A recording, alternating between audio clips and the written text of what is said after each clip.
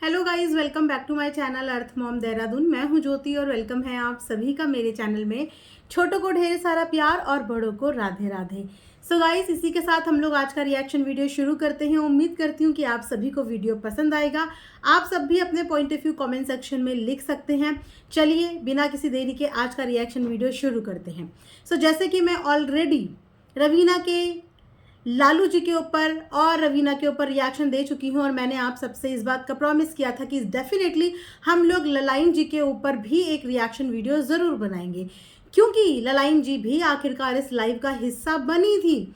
अब चाहे उनका बेटा ज़बरदस्ती अपनी माँ को इसका हिस्सा बना के चला गया या फिर माँ खुद आके अपनी भड़ास निकाल के चली गई, लेकिन हमें कंटेंट तो दे के चली गई। So thank you so much ललाइन जी एंड राधे राधे।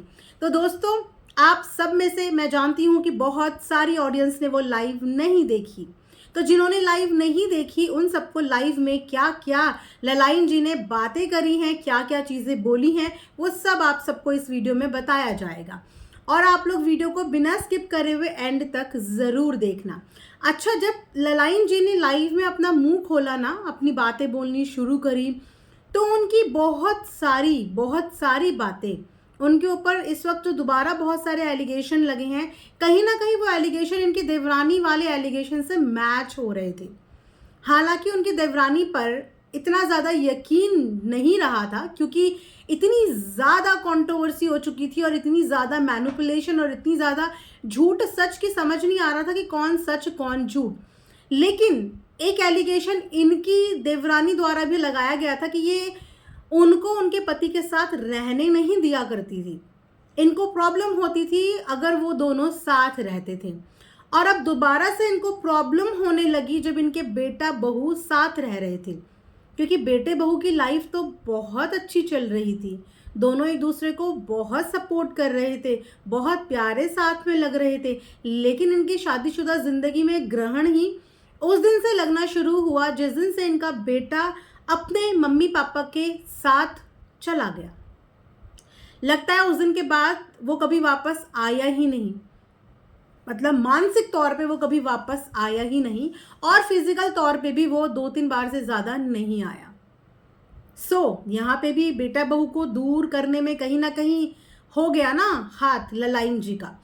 अच्छा, अक्सर क्या होता है ना, जब दो बच्चे झगड़ा करते हैं तो पेरेंट्स होने के नाते बड़े क्या करते हैं, उन दोनों बच्चों का झगड़ा सुलझाते हैं, या फिर दो बच्चों के झगड़ों में पड़ते नहीं हैं कि बच्चे हैं अभी लड़ रहे हैं फिर से एक हो जाएंगे, है ना। या तो फिर बड़े होने के नाते दोनों को समझाते हैं अलग अलग करके, इस तरीके से करते हैं बड़े काम। लेकिन यहाँ पे खुद के ही घर के दो बच्चे लड़ रहे थे, खुद के ही घर के दो बच्चे लड़ रहे थे और सिर्फ लड़ रहे थे। अभी ना तो ये मामला कोर्ट तक पहुंचा है, ना ही कचहरी तक पहुंचा है, ना ही कहीं तक पहुंचा है। अभी घर के दोनों बच्चे लड़ रहे थे, लेकिन माता श्री ने क्या किया, अपने बेटे को छोटा बच्चा बना दिया और अपनी बहू को पूरा का पूरा विलन बना दिया। सॉर्ट आउट कराने की कोशिश नहीं करी, उनको समझाने की कोशिश नहीं करी, उनके रिश्ते को बचाने की कोशिश नहीं करी, अपने बच्चे को चुप कराने की कोशिश नहीं करी। लेकिन जो जहर इन्होंने उगला उसमें भी कोई कमी नहीं थी।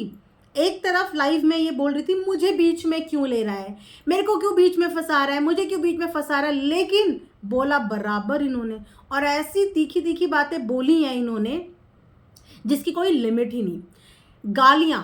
गालियों को जस्टिफाई कर रही थी ये कि मैंने तो कभी डायरेक्ट गाली दी ही नहीं, मैं गुस्सा थी, अपने बच्चे से गुस्सा थी, लेकिन मैं पीछे से इनडायरेक्ट वे में दे रही थी, मैंने तो एग्जैक्टली उसे कभी कुछ बोला ही नहीं।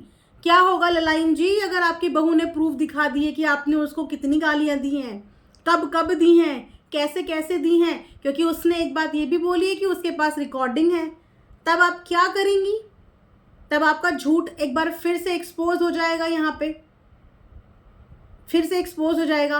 और गालियों की बातें ही इनकी भी देवरानी ने इनके ऊपर एलिगेशन लगाया था कि ये बहुत गंदा बोलती हैं, ये बहुत गंदी बातें बोलती हैं, ऐसी बातें कि इंसान का दिल चिर जाए, इतनी गंदी इनकी जुबान है। और बहू रानी ने भी बिल्कुल खुला बोल दिया कि जैसी ये अपने आप को दिखाती हैं सोशल मीडिया पे, ये ऐसी बिल्कुल भी नहीं है, ये इनकी रियलिटी है ही नहीं जैसा ये अपने दोस्तों को दिखाती हैं। धोखा, रियल लाइफ में धोखा। रियल लाइफ में इतने प्यार से बोलना सिर्फ और सिर्फ धोखा। वास्तविकता से इसका कोई लेना देना नहीं है। मुझे लगता है कि इन ब्लॉगर्स को ना एक डिस्क्लेमर डाल देना चाहिए अपनी वीडियो के आगे कि हमारी दिखाई हुई सारी चीज़ें काल्पनिक हैं, हमारी इस बिहेवियर का वास्तविकता से कोई लेना देना नहीं है, ये सब काल्पनिक है। तो कृपया करके हमारे दिखाए हुए इस बिहेवियर से जनता आप इम्प्रेस मत होइए, क्योंकि ये मात्र सिर्फ एक दिखावा है, ये हमारी रियलिटी है ही नहीं। प्लीज़ ये डिस्क्लेमर ज़रूर डाला करें आप लोग। बहुत धोखा देते हैं आप लोग ऑडियंस को। कोई इन्हें इंस्पिरेशन मान रही है, कोई इन्हें एडमायर कर रही है, लेकिन वास्तविकता बिल्कुल अलग। इन्होंने अपनी वीडियो में बोला लुटेरी बहू, लुटेरी बोला है इन्होंने अपनी वीडियो में। मैं बिल्कुल जानना चाहूंगी कि आखिर इनकी बहू ने इनसे क्या लूट लिया, क्या लूटा है इनसे। मतलब लुटेरे का मतलब क्या आप लोग समझते हैं? लुटेरे का मतलब जो आपका लूट पाट करके चला जाए, राइट? तो इनकी बहू ने इनसे क्या लूट लिया? ये तो इतने स्मार्ट थे, इतने स्मार्ट, इतने मनी माइंडेड कि इनकी सोच ऑलरेडी एडवांस चल रही थी। इसीलिए उन्होंने शादी के वक्त एफिडेविट साइन करवा दिया लड़की से, अपने बेटे को बिल्कुल बेदखल कर दिया अपनी जायदाद प्रॉपर्टी से। इतने स्मार्ट थे ये लोग, इतने मनी माइंडेड थे कि कल को अगर इनकी नहीं चली तो भाई इस लड़के के पास कुछ नहीं है देने के लिए। उसके बाद भी देखा जाए तो उस लड़की ने एक लड़का जिसके पास ज़ीरो बैंक बैलेंस है, जिसके पास ज़ीरो सब कुछ है, उसके साथ शादी कर ली।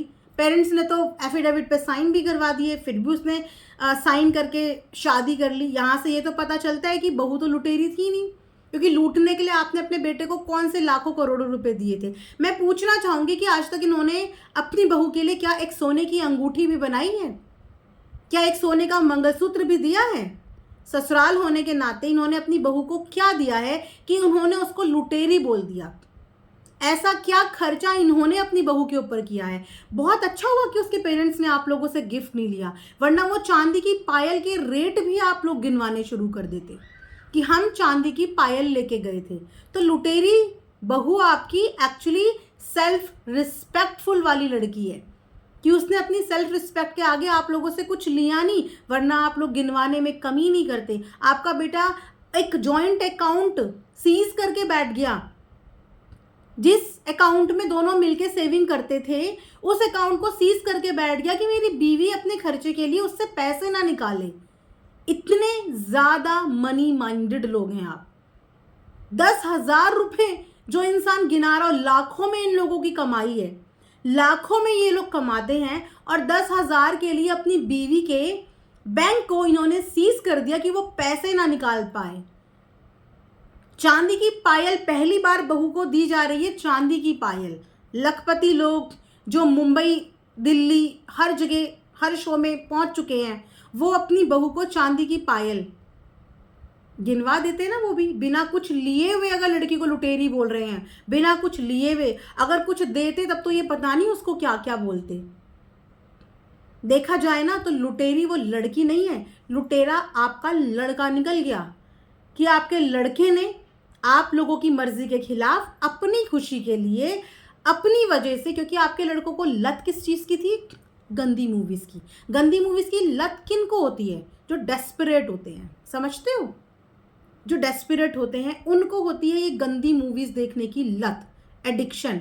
उसके रिप्लेसमेंट में उन्हें मिल गई एक गर्लफ्रेंड, वाइफ के रूप में मिल गई, ठीक है? उसके बाद अब खत्म, फिनिश।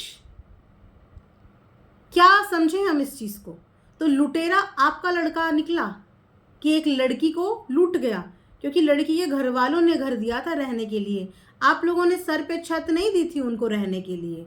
आप लोगों ने तो हाँ एफिडेविट ज़रूर बनवा के दे दिया था कि भैया ये एफिडेविट है, इसे साइन करो, फिर जैसा जीना है वैसा जियो। और आज की डेट में उस लड़की को बदनाम करने के लिए आप भी बैठ गए। 4 मर्दों के साथ घूमती है, रात को 11 बजे तक, 12 बजे तक गाड़ियों में मर्दों के साथ घूमती है। क्यों? लड़कों के साथ घूमने वाली लड़कियां कैरेक्टरलेस होती है, ये कहाँ पे लिखा है? क्या आपकी बेटी के मेल फ्रेंड्स नहीं है? सच बताना। क्या आपकी बेटी कभी गाड़ियों में नहीं घूमी? सच बताना।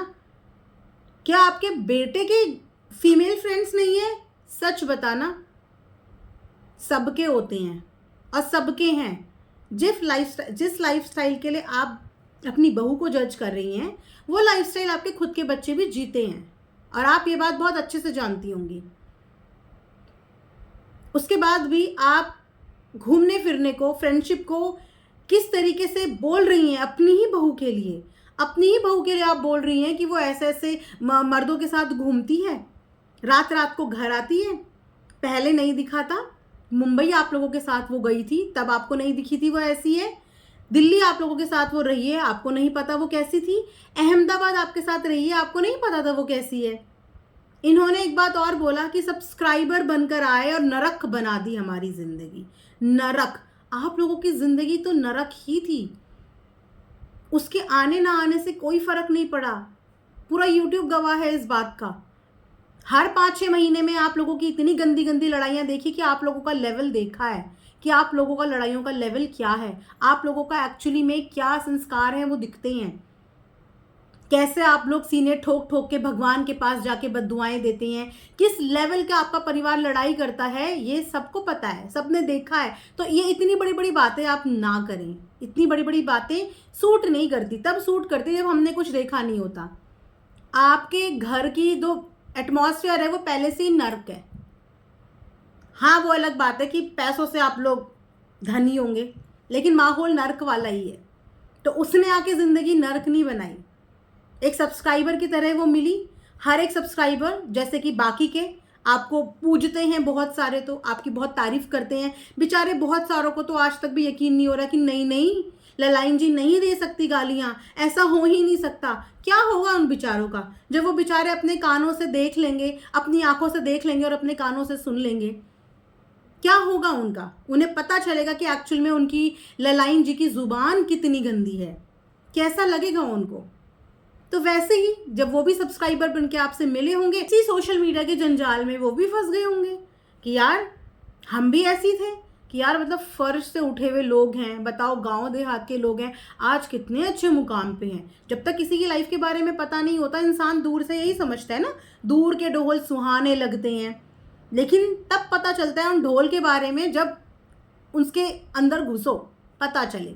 तो जब वो भी आपसे मिले होंगे तो आपने उनसे छूटते ही गालियाँ नहीं दी होंगी ना, अपना असली वाला रूप नहीं दिखाया होगा।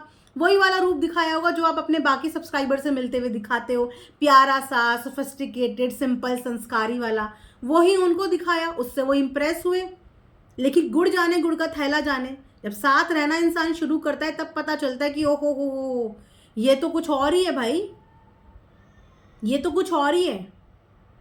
एक माँ होने के नाते अपने बच्चों के रिश्ते को बचाने की आपको कोशिश करनी चाहिए थी, लेकिन आपने भी अपनी बहू के इज्जत को गिराने में कोई कसर नहीं छोड़ी, कोई कसर नहीं छोड़ी इज्जत को गिराने में।